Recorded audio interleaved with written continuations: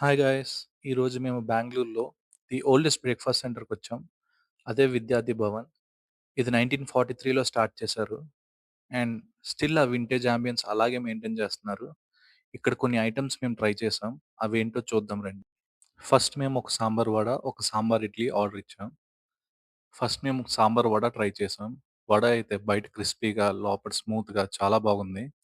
And next sambar idli try చేసాం. ఇడ్లీ అయితే చాలా సాఫ్ట్‌గా ఉంది. అండ్ సాంబార్ కూడా చాలా బాగుంది.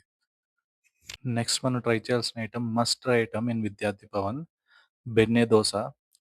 బెన్నె దోస బయట చాలా క్రిస్పీగా, లోపల చాలా సాఫ్ట్‌గా కర్రీతో స్టఫ్ అయి ఉంటుంది.